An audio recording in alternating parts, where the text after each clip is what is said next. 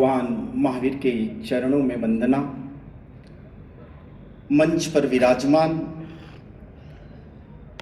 अध्यात्म योगी, राष्ट्रीय योगी और राम सेवा ट्रस्ट के कोषाध्यक्ष गोविंद देव गिरी जी महाराज के चरणों में वंदना। और इस्कॉन मंदिर के संत, हम इस्कॉन कहते हैं पर वे भारत के आइकॉन हैं, ऐसे गौरांग प्रभु जी के चरणों में वंदना। और हिंदू धर्म के संवाहक, संवर्धक एवं हिंदू राष्ट्र के प्रवर्तक और जो हिंदू विचारों को 100 वर्षों से देश में पहुंचा रहे हैं, ऐसे राष्ट्रीय स्वयंसेवक संघ के अध्यक्ष मोहन जी भागवत को मेरा धर्म लाभ। और आप जितने भी लोग मंच पर बैठे हुए हैं, यहाँ पर पदासीन हैं, उन सभी लोगों के हृदयपूर्वक जिनके भीतर परमात्मा विराजमान हैं, उन सभी को मेरा प्रणाम। हमारी भारतीय संस्कृति बहुरत्न वसुंधरा है और इस भारतीय संस्कृति में समय समय पर अनेक महापुरुषों का जन्म होता रहा है। जितने भी महापुरुष हुए हैं वे सब भारत की भूमि पर हुए हैं। ऐसा कोई राष्ट्र नहीं, ऐसा कोई देश नहीं जो ये कह सके कि हमने किसी महान पुरुष को जन्म दिया है। उन राष्ट्रों ने दार्शनिकों और वैज्ञानिकों को जरूर जन्म दिया है, पर महापुरुषों का जन्म देने का गौरव अगर किसी को प्राप्त है तो वह भारत की भूमि को प्राप्त है। क्योंकि भारत की भूमि पर हमारे 24 तीर्थंकर हो, हमारे राम हो, हमारे कृष्ण हो, हमारे इस महाराष्ट्र की धरती पर शिवाजी महाराज हो, चाहे लोकमान्य तिलक हो, चाहे स्वामी समर्थ रामदास जी हो, जितने भी महापुरुष हुए हैं वे भारत की भूमि पर हुए हैं। इसलिए इस भारत की भूमि को पुण्य भूमि कहा जाता है और इस भारत की भूमि को देवत्व की भूमि कहा जाता है। जो जन्म इस भारत की भूमि पर लेता है निश्चित रूप से उसके अंदर देवत्व आ जाता है।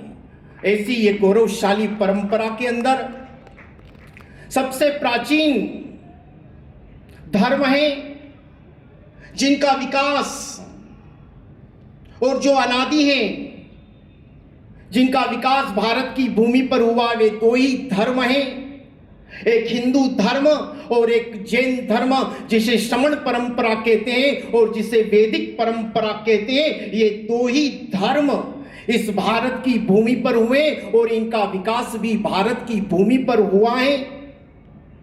और ये दोनों धर्म चाहे इनके शरीर अलग अलग हैं पर इनकी आत्मा एक है और इनके दोनों के जो भी दर्शन है कहीं न कहीं दोनों धर्म समान है। भगवान ऋषभ देव जो हमारे जैन धर्म के प्रथम तीर्थंकर है, उन प्रथम तीर्थंकर का भी वैदिक धर्मों के अंदर उल्लेख किया गया है और प्रथम तीर्थंकर के रूप में भगवान ऋषभ देव को मान्यता दी गई है। ऐसा ये दोनों धर्म समानांतर धर्म है और आज इन समानांतर धर्म के जो उद्देश्य है, जो सिद्धांत है, वह दोनों एक है। जियो और जीने दो, आत्म तत्व सर्वभूतेषु, वसुधैव कुटुंबकम और अहिंसा परमो धर्म, ये दोनों धर्म इन सिद्धांतों को मानते हैं और धीरे धीरे इन सिद्धांतों पर आगे बढ़ रहे हैं। और आज यहाँ पर हिंदू आध्यात्मिक सेवा संस्थान द्वारा, शिक्षण प्रसारक मंडली द्वारा आज यहाँ हिंदू सेवा महोत्सव का भव्य आयोजन किया गया है। 2025 में कुंभ का मेला प्रयागराज में प्रारंभ होने वाला है, पर आज ये सेवा कुंभ इस पूना की धरती पर प्रारंभ हो गया है।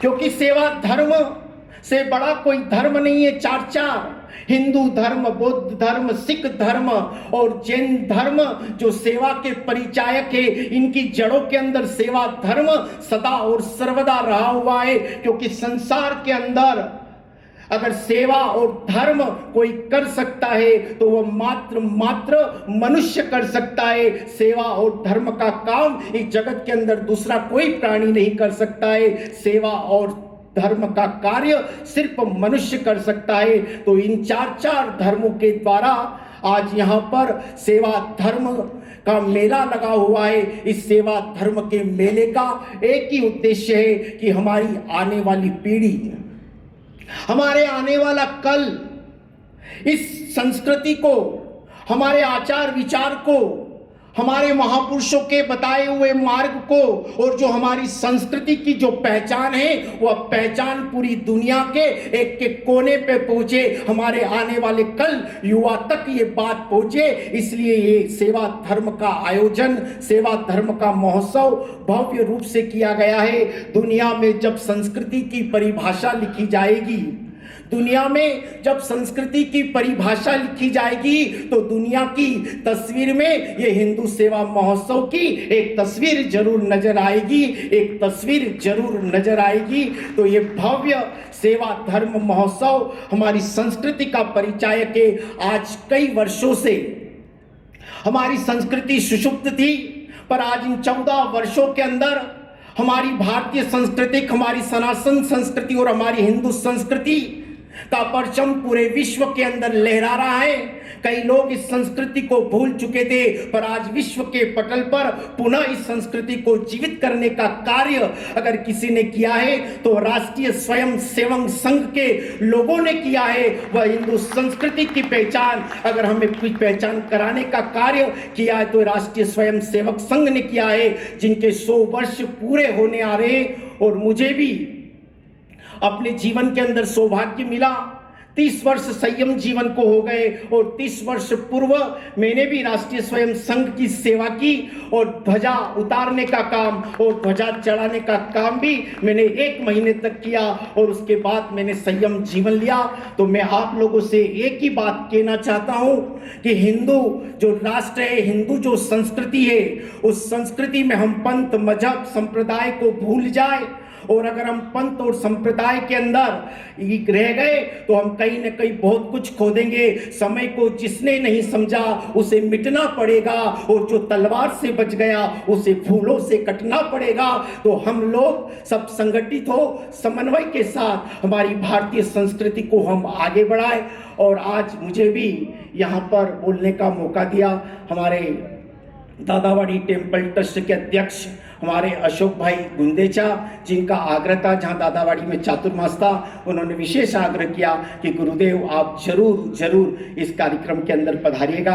और तो उनके आग्रह को देखकर आज मैं यहाँ पर आया हूँ। तो जिन्होंने भी यहाँ करोड़ों कार्यकर्ताओं ने परिश्रम करके, मेहनत करके इस भव्य दरबार को सवाया, इस सेवा के कार्य को उन्होंने आप लोग तक पहुँचाया, तो जरूर यहाँ पर जो सांस्कृतिक विरासत का जो बिखराव है, उस बिखराव का आप जो यहाँ पर सजाया गया है, उस सांस्कृतिक विरासत का आप लाभ ले। आप आपके साथ अपने युवाओं को, अपने बच्चों को, अपने घर के सदस्यों को जोड़े। और जो यहाँ पर सेवा के जो अनेक ट्रस्टों के द्वारा आयोजन किया गया है, जो दगड़ू सेठ गणपति सेवा trust, Dadawadi temple trust, icon मंदिर, ऐसे कई धार्मिक संगठनों के द्वारा जो सेवा के कार्य यहाँ पर चलाए जा रहे हैं, जरूर आप इसके अंदर जुड़े और अपने परिवार को आकर के इस संस्कृति विरासत को हम लोग और आगे बढ़ाए। संगठित हो, मजहब और संप्रदाय से दूर रह करके, राष्ट्र प्रेम से बढ़कर के कोई प्रेम नहीं है, राष्ट्र धर्म से बढ़कर के कोई धर्म नहीं है, और राष्ट्र सेवा से बढ़कर